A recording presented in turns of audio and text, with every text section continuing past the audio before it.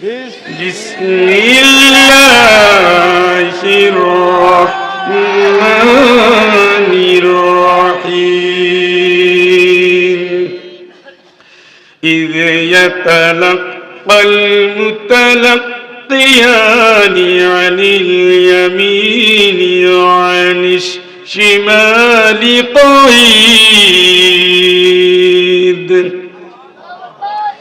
ما يلفظ من قول إلا لديه رقيب عتيد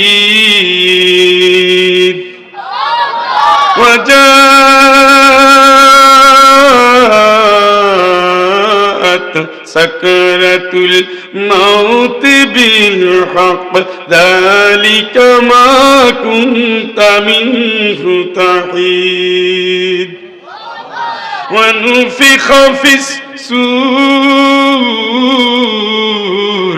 ذلك يوم الوعيد وجاءت كل نفس معها سائق وشهيد لقد كنت في غفلة من هذا فكشفنا عنك غطاءك فبصرك اليوم حديد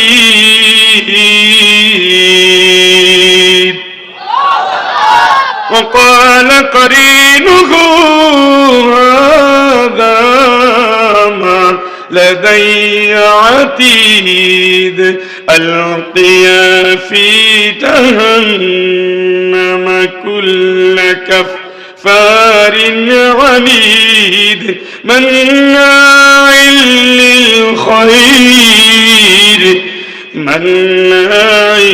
للخير معتد مريب صدق الله العظيم কোরআন আল কারীমের 50 নম্বর সূরা সূরাতুল কফ মক্কি সূরা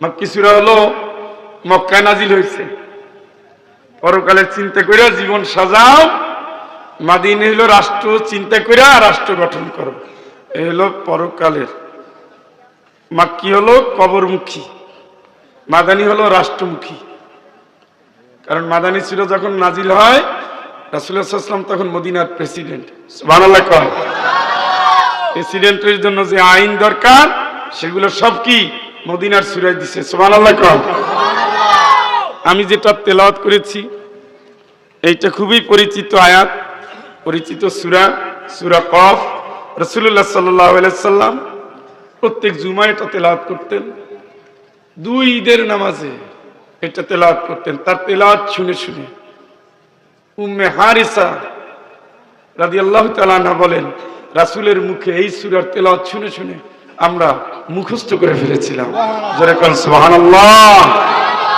তাইলে কি পরিমাণে তেলাওয়াত করতেন যেখানে লোক বেশি লোক সমাগম বেশি সেই জায়গায় এই আয়াত তেলাওয়াত করে তিনি প্রত্যেকটা মানুষের যে সীমা তার কি করা উচিত তার যাত্রাপথ কোথায় সেটা আল্লাহ রাসূল নিয়মিত স্মরণ করায় দিতেন জোরে কোন সুবহানাল্লাহ এখান থেকে আমি আপনাদের সামনে কয়েকটি আয়াত তেলাওয়াত করেছি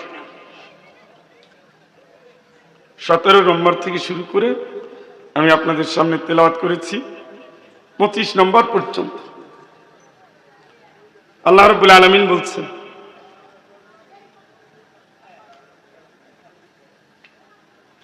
স্মরণ রেখো মনে রেখো দুই কান্দে দুইজন আছে মোহরি তোমরা মুখ থেকে যে শব্দ বলো সাথে সাথে লিখে ফেলে সুবহানাল্লাহ কে স্মরণ করাই দিছে 24 ঘন্টায় জিকির করছেন কয়বার গালি দিছেন কয়বার অযথা গল্প করছেন কয়বার আপনি জান্নাতে যাচ্ছেন না জাহান্নামে এই পাশ জয়ী হবে না এই পাশ জয়ী হবে, আপনার আজকের রাত্রে আত্মসমালোচনায় বুঝা যাবে হালালের কাজ বেশি না হারামের কাজ বেশি।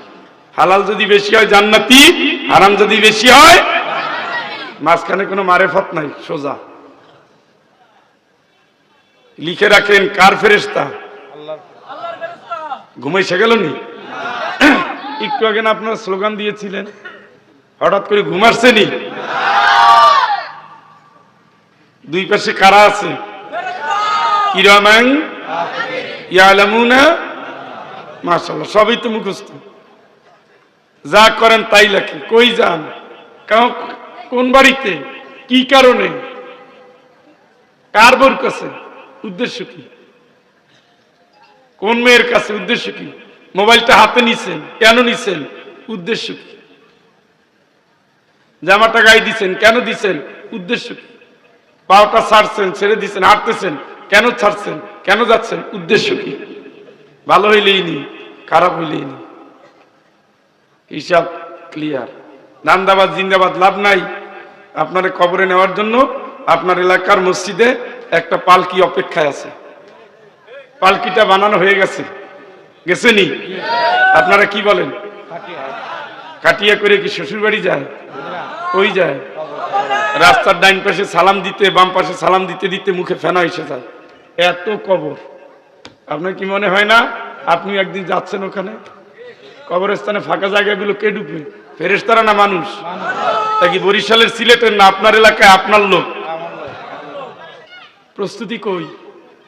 জাল জালিয়াতি 2 নম্বরই, চগলখুরি, ইসলাম বিরোধী, নবীর তরিকা মানে না, ইসলাম চিনে না, নামাজ পড়ে দরুদ পড়ে জান্নাতে চলে যায়, রাসূল মাইর খায় আর উনি বসে ঘরে ঘুমায়।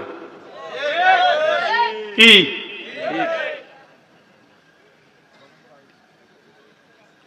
পালন করেন আর না করেন, টাইম মতো ঠিকই আসবে, ওনার কোনো ঘুম নাই, ঘুমায় না। নবীর এই যখন নিয়ে গেছে তো আপনি আর আমি কি? হ্যাঁ, আজকে সারাদিনে কবরের কাছে একবার গেছিলেন? কে কে একটু হাত তোলেন তো। না, এলাকার মানুষের অবস্থা খুবই খারাপ। কবরের কাছে গেলে সুখ দুঃখ থাকে না, মনের কালি দূর হয়ে যায়। বিল্ডিং করতে পারলাম না, ছেলের ইতালি পাঠাতে পারলাম না, এখন পর্যন্ত নোয়াখালীতে 3 তলা বিল্ডিং শেষ হলো না, এই জাতীয় গল্প চলে না। কারণ উনিও সেই স্বপ্ন দেখতেন যিনি কবরে গেছে। হ্যাঁ, আপনার বাড়ি থেকে আপনার যেদিন নামানো হবে সেই দিন শব্দ হবে লাশ। কেউ বলবে না মহরি সাহেব অমুক মহরিরে নামা, বলবে না আমেনারে নামা, বলবে না মাহবুবরে নামা, বলবে লাশ নামাও। মরিয়া পারলেন না, নাম শেষ। দলিলের খবর কি? ছেলেরা ভাগ করে নিয়ে গেছে। বাড়ির খবর কি? বউর খবর কি? বউ 28 বছর 30 বছর এই সংসারে আর নাই, আর এক সংসারে গেছে। কি নিয়ে বসে আছেন? কবর প্রতিদিন ডাকতেছে, আল্লাহু আখরাজাকুম মিন বুতুনি উম্মাহাতিকুম লা তা'লামুনা শাইআ।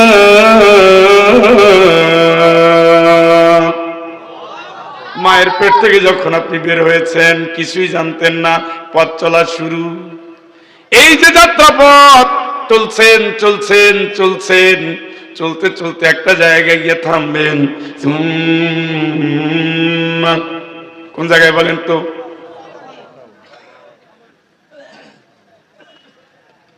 চলতে চলতে আপনি যাচ্ছেন, কবরে গিয়ে আপনি থেমে যাবেন। আল্লাযী খালাকাল মাউতা ওয়াল হায়াতা লিয়াবলুয়াকুম আইয়ুকুম আহসানু আমালা। আল্লাহ কয় মরণ আমি রেডি রাখছি, মরণের স্রষ্টাও আমি, জীবনটাও দিয়েছি আমি, এই জন্য দিয়েছি আহসানু আমালা, ভালো আমল করবি এই জন্য দিয়েছি। লিয়াবলুয়াকুম, এই কবর পথের পথি পরীক্ষা হচ্ছে, তোমার পরীক্ষা হচ্ছে, তুমি পরীক্ষা দিচ্ছ, তুমি এখন পরীক্ষা দিচ্ছ। আইয়ুকুম আহসানু আমালা, কতটুকু ভালো আমল করো তার পরীক্ষা দিচ্ছ। আল-ইয়াওমা তুজজা কুল্লু নাফসিন বিমা কাসাবাত। কিয়ামতের দিন আমি আল্লাহ পরীক্ষার ফলাফল ঘোষণা করে দেব। চিৎকার করে বলেন আল্লাহু আকবার। আখিরাত আর কিছুই না, পরীক্ষার ফলাফল ঘোষণা করব। যদি তুমি 100 নম্বরের ভিতরে 51 নম্বর ভালো কাজে পাও তুমি জান্নাতি, 51 নম্বর যদি তুমি খারাপ কাজে পাও তুমি জাহান্নামী। 50-50 ভালো মন্দ তুমি আরাফে থাকবা, না জান্নাতে না জাহান্নামে। তোমার আমল তোমার সাথে কোরআন কিতাব, তুমি তোমার আমল পড়ে দেখো, তুমি তোমার আমল পড়ে দেখো, তুমি তোমার আমল পড়ো, তোমারটা তুমি পড়ো, তারপরে তুমি বিচার করো তুমি কই যাবা। বন্ধু পথিক, ও কবর পথের যাত্রী, আল্লাহর গোলাম, 3.5 হাত অন্ধকার কবরের কাছে গিয়ে যান। মসজিদের খাটিয়া পুরান হয়ে গেছে, খাটিয়াতে ধুলা পড়ে গেছে। খাটিয়ায় ধুলা পড়ে গেলে এলাকার কারো কপাল খারাপ হয়ে যায়। অ্যাম্বুলেন্স আসতেছে, সবাই রেডি হও, কোদাল নিয়ে চলে গেছে। একটা কবরের কাঁচা মাটি শুকানোর আগে আর একটা কবর রেডি হয়ে যায়। শুধু তুমি রেডি হও না বন্ধু, তুমি রেডি হয়ে যাও। সব রেডি, বাঁশবাগানের বাঁশটাও রেডি, কাফনের কাপড়টাও রেডি, আতরটাও রেডি, কোম্পানি থেকে সাবানও চলে আসছে, তুমি রেডি হয়ে যাও। তোমার আমার মতো স্বপ্ন দেখতেন